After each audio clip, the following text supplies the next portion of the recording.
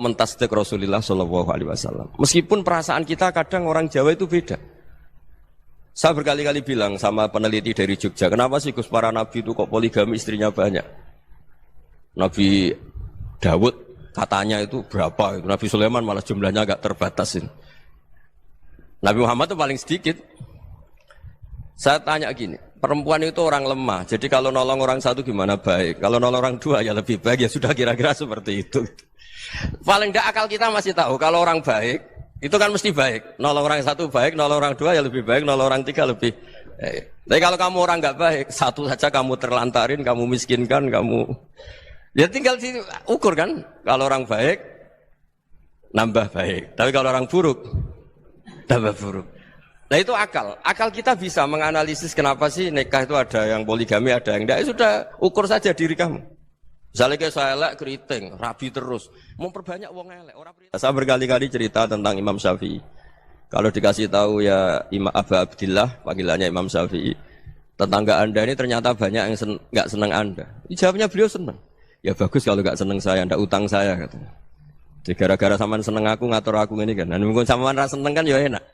Jadi hidup itu dianggap happy. Kalau seneng ya teman silaturahim, kalau nggak seneng ya gak bakal utang gitu kan, baru kaya seneng itu gak ganggu kan. Jadi dulu itu orang bisa ngelola seneng gak seneng itu bisa. Karena ada kearifan hubungan dengan Allah Subhanahu wa taala. Hidupnya selesai karena masyghul bi dzikrillah, mereka sibuk dengan Allah.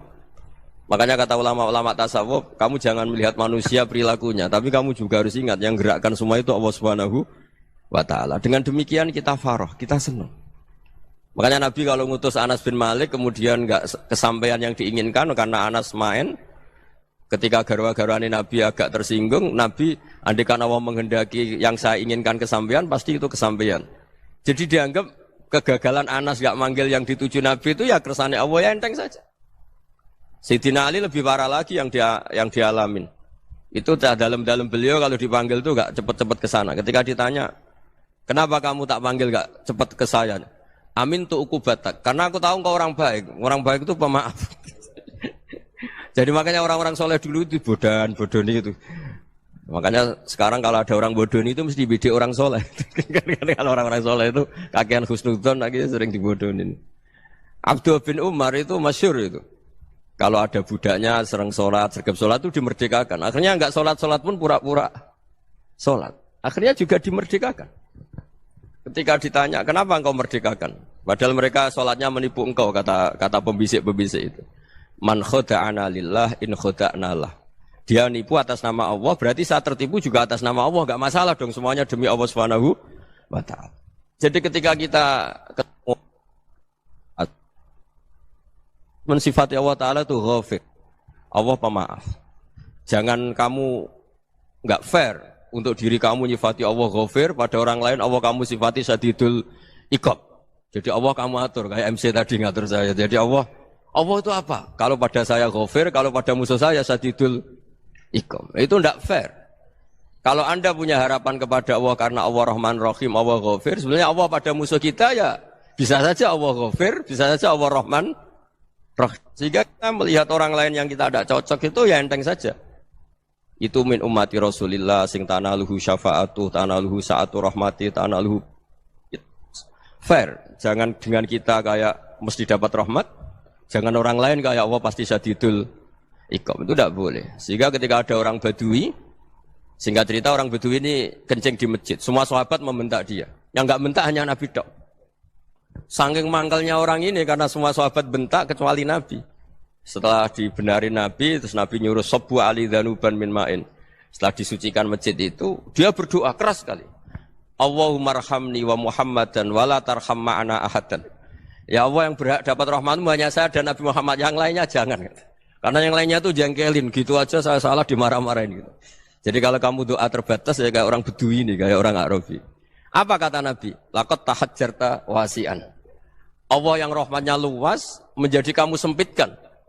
Karena kamu mau atur Allah hanya Rahman pada Indonesian Power, pada NU, pada kita, yang orang lain nggak perlu dapat. Itu kan kasihan Islam, karena Islam terus nggak dimiliki semua orang. Allah nggak dimiliki semua orang, Rasulullah nggak dimiliki semua orang karena dipek NU, dipek ormas tertentu enggak boleh seperti itu. Enggak boleh takhasyar tawasian kata Nabi, enggak boleh mempersempit zat yang rahmatnya itu luas. Ini semoga etika ini kita pakai di Indonesia. Yang sedang fase kita harapkan lebih baik. Yang sedang enggak dapat hidayah kita doakan dapat apa? Hidayah. Masyhur kan, makanya tadi saya mohon sama Habib Ali supaya Habib Ahmad supaya tetap mahalul qiyam.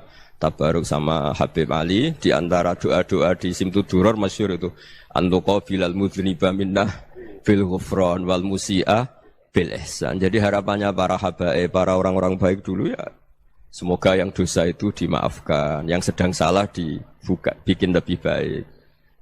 Nabi itu tugasnya juga gitu, wastaghfir li dzambika walil mu'minina wal mu'minat. Nabi itu tugasnya juga memintakan ampun yang sedang salah. Nah ini cobalah jadi etika kita, muhasabah kita. Jadi muhasabah itu cara berpikir kita set, kita pikir ulang. Ternyata semangatnya seorang nabi itu wastaghfir li dzambika walil mu'minun. Semangatnya itu memintakan ampun. Orang ahli tafsir tahu semua kalau nabi itu tidak mungkin dosa. Jadi itu khitabun lin nabi wa urida bihi ummatu, itu khitab nabi, tapi yang dimaksud itu umatnya karena nabi tidak akan mengalami dzambun, tidak akan mengalami dosa.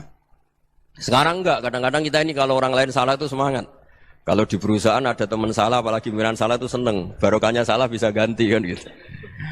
Jadi kalau mungkin di dunia tokoh juga gitu, barokahnya ada tokoh salah, kita yang jadi populer sendiri, tidak boleh seperti itu. Kita harus salimus sodri di jami'il muslimin. Jadi ini harus dilatih. Saya tadi matur sama Habib Ahmad, latihan kita jadi hidup. Nabi itu kalau resep jadi wali itu kata Nabi gampang. Kata Nabi kalau kamu ingin disenangin Allah, ya sudah, kalau kamu asbahta, amseta, gini-gini, perasaan kamu, kata Nabi, jangan punya perasaan ghil sama orang muslimin. Itu sudah, wadzalika min sunnati. Makanya Nabi ngendikan, la yablughni ahadun an ahadin syai'an. Ada yang baca, la yuballighni ahadun an ahadin syai'an.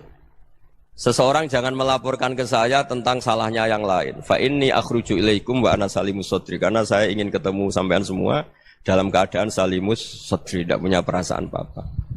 Karena kalau nurutin membisik, nurutin informasi itu ya repot, karena orang pasti sepihak. Ada kiai yang top, datang ke kampung-kampung ning desa-desa. Kata yang seneng itu punya akhlak. Wah itu bagus orang besar datang ke kampung-kampung. Kata yang enggak seneng, wah itu jobnya kiai kecil kok diambil, itu kan ya kasihan itu kan sudut pandang. Makanya saya sering bilang, akal kita ini cukup untuk mentasdik Rasulullah Shallallahu Alaihi Wasallam. Meskipun perasaan kita kadang orang Jawa itu beda. Saya berkali-kali bilang sama peneliti dari Jogja, kenapa sih Gus para nabi itu kok poligami istrinya banyak? Nabi Dawud katanya itu berapa? Nabi Sulaiman malah jumlahnya agak terbatasin. Nabi Muhammad itu paling sedikit. Saya tanya gini, perempuan itu orang lemah, jadi kalau nolong orang satu gimana baik? Kalau nolong orang dua ya lebih baik, ya sudah kira-kira seperti itu. Paling tidak akal kita masih tahu kalau orang baik itu kan mesti baik. Nolong orang satu baik, nolong orang dua ya lebih baik, nolong orang tiga lebih baik. Tapi kalau kamu orang nggak baik, satu saja kamu terlantarin, kamu miskinkan, kamu ya tinggal diukur kan. Kalau orang baik nambah baik, tapi kalau orang buruk tambah buruk. Nah itu akal. Akal kita bisa menganalisis kenapa sih nikah itu ada yang poligami, ada yang enggak. Ya sudah, ukur saja diri kamu. Misalnya kayak saya elek keriting, rabi terus, memperbanyak wong elek, orang perilaku netok, raine dadi elek kabeh gitu.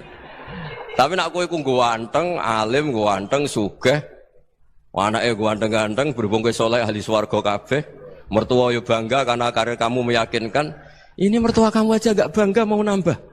Ipar enggak bangga, mertua enggak bangga, desa kamu yang kamu wayai juga enggak. Beda dengan Nabi ketika nikah Juwairiyah itu enggak ada pernikahan sebarokah Nabi dengan Juwairiyah itu.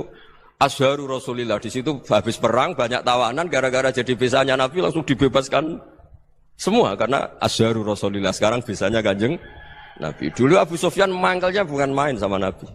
Gara-gara putrinya dinikah terus langsung jadi. Kalau kamu kan enggak, nikah satu, nikah lagi. Satu kampung musuh kamu. Karena istri pertama ya cemburu, yang kedua agak bangga. Wah itu selesai itu. Di dunia wal akhirah. Maksud saya, nganalisis Islam itu harus pakai akal. Dan akal yang dipakai, ini saya bawa ke kitab Ihya, adalah pikiran-pikiran para ulama. Makanya ketika Imam Ghazali ketika ditanya, fakaifa bi muslimin fasikin, Asawaha fi jami'i amri. Kalau kalian ketemu orang fasik, orang Islam tapi fasik, perilakunya enggak ada yang benar. Kata Imam Ghazali jawabnya lucu, aneh. Ma min muslimin illa wa islamuhu ta'ah. Tidak ada orang Islam kecuali dia mau Islam, membenarkan Allah dan Rasul itu sudah taatnya dia. Kok kamu tidak bisa melihat taatnya dia? Dia pikirannya kan ini pemabuk, ini tukang apa. Tapi kata Imam Ghazali, sebenarnya kamu masih bisa berpikir positif. Ma min muslimin illa wa islamuhu ta'ah. Tidak ada seseorang Islam ketika dia milih Islam itu pasti ada taatnya, yaitu tasdik pada Allah dan tasdik kepada Rasulullah Shallallahu Alaihi Wasallam. Jadi dengan pola seperti itu, maka di antara guru-guru kita yang modern ya di era Mbah Maimun, di sini ada Habib Ahmad. Habib Salim syair yang sering dibaca beliau adalah ada orang munajat sama Allah, ini cerita munajat. Itu orang itu ngendikan gini, ana muznibun, ana mukhtiun, ana asi. Huwa rahimun, huwa ghafirun, huwa afi. Ya Allah, saya mukhti, saya orang yang salah. Ana mudnib, saya orang yang dosa. Ana asin, saya sering maksiat. Tapi engkau ya Allah, engkau ghafir, pemaaf. Engkau rahim, maha pengasih. Engkau afin, yang mudah memaafkan. Terus kata orang ini, ya agak kurang ajar, tapi saking senengnya sama Allah. Qobal tuhunna salasatan bisalasati. Ya gini saja ya Allah, sifat engkau diadu dengan sifat saya. Engkau Tuhan, Gusti, enggak boleh kalah katanya. Terus wasatahliban ausofu ausofi, dan engkau pasti pemenangnya gitu. Jadi ada orang rayu Allah dengan cara seperti itu ya ada ya. Saya ini manusia, salah saya banyak. Engkau ampunannya banyak. Engkau Tuhan, Gusti, enggak boleh ampunan Anda, ampunan engkau kalah dengan salah saya.